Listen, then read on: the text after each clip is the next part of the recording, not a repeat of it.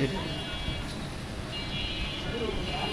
এত বৃষ্টির ভিতরে যখন আমরা বাইরে যেতে ভয় পাই, তখন কিছু অসংখ্য কর্মজীবী ব্যক্তি বৃষ্টির ভিতরে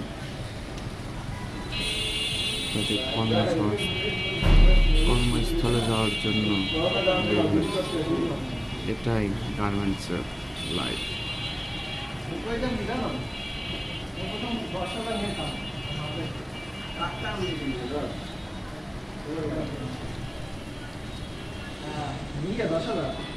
তুমি দিয়ে দিন, আমি 2-3 দিন রাখি। দেখো আর একটু আগে বাইরে রাখতে হচ্ছে।